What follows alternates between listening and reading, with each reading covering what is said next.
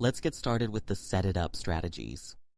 Being proactive can mean doing three things. Set it up, which means set up physical and emotional environment for appropriate behaviors.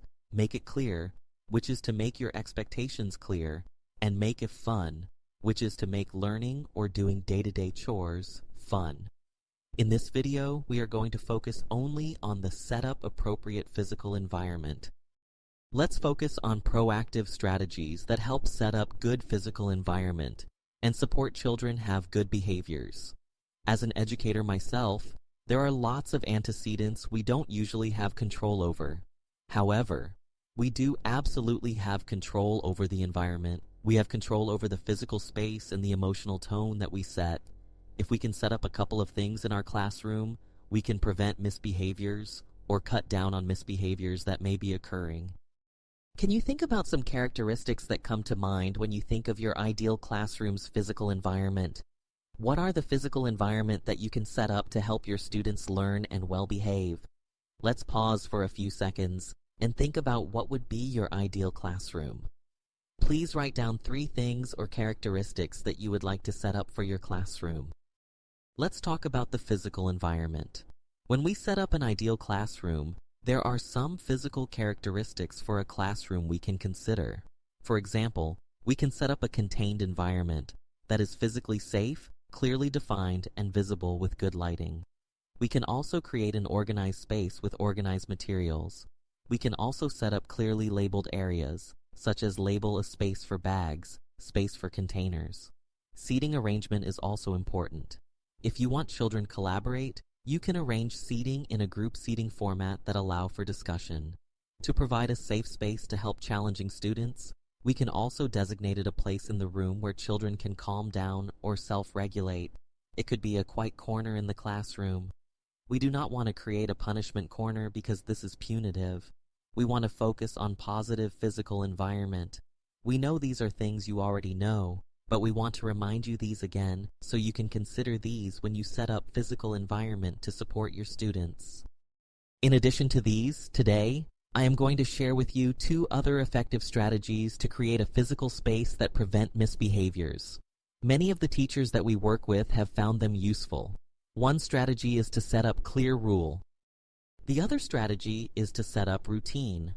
By setting up clear rule and routine in our classroom or at home, we set up an organized, safe, and predictable physical environment for children to success. We know you already use these, but do you know there are effective and less effective ways to set up rule and routine? Are you curious about the differences? Let's start with classroom rules. Rules let your students know what behaviors are not allowed in your classroom. Setting many rules doesn't mean they will follow. You might have 10 rules posted in your classroom, and you might find your students are not following them. You might be frustrated. Today we will share with you effective rules that increase the chance your students follow your rules. In the later module, we will talk about strategies to use when your students breaks a rule. Research has shown that it is best to have about 3 to 4 rules for serious, dangerous, or destructive behaviors. Young children will have a hard time remembering more than 4 rules, and so will some adults.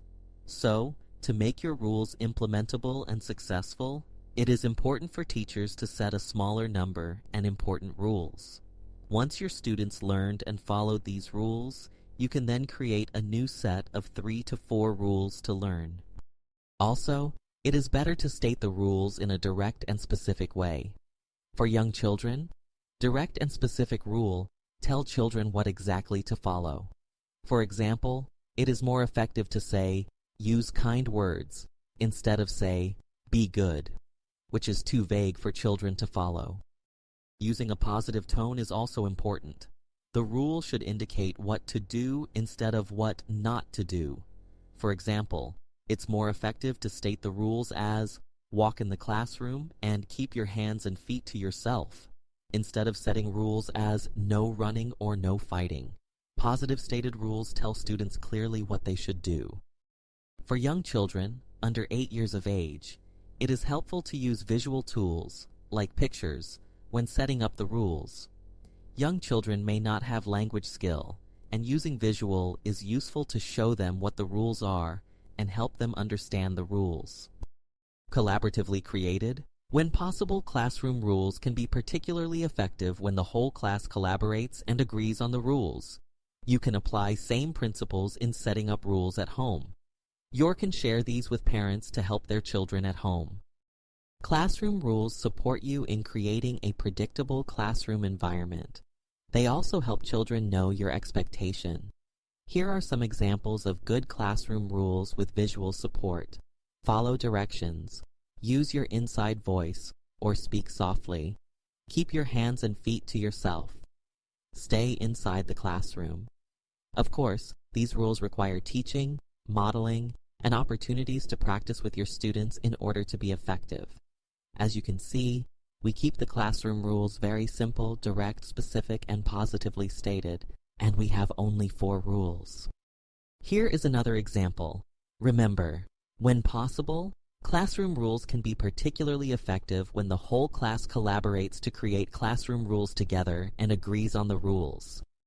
This example is from a classroom near Kampala that was part of a MWell school. You can see how they've posted their classroom rules in a highly visible location for all to see. Here is an example of a visual that helps young children know what is expected in their classroom. A volume meter shows and helps remind children of appropriate voices for different activities. You can introduce new rules by using role-playing. Modeling and role-playing give the opportunity for children to practice. Feel free to download the examples from the e-learning resource folder. Our next proactive strategy is creating consistent routines. Why create routine? Routines help you to communicate your expectations. This allows you to nag less or repeat yourself less. Routines help your students feel successful. Young children like to know what comes next. It helps them feel safe, secure, and confident. One of the secrets to successful routines in classrooms is teaching them, just like you would teach any other material, and give opportunities to practice them. When they are successful and compliant with routines, it gives you the opportunity to praise them. Routine helps children feel predictable, safe, secure, and confident. There are several tips to create routines and make them effective for your students in the classroom.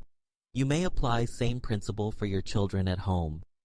To set the routines to be effective, routines need to be consistent and predictable. We don't change routine from week to week. Routines are better created with visual aids. For young children who do not read well, visual cues help them follow through and more likely to be successfully. The routines should be shown and taught to children. Adults need to help children practice these routines. Reference the visual routines throughout the day allow you to explain changes in routine more effectively as well. If something about a routine changes, you can communicate the change effectively using the visual routine cards to show how and explain why. Here's a sample of routine chart pinned at one of the classroom board. For young children, it is important to share the routine you would like to see in class. Doing things the same way every day help children get things done and be less stressed. For young children, it is also useful to use reminder to announce upcoming transitions. Young children like to know what comes next. They also do not like to be abruptly removed from an enjoyable tasks.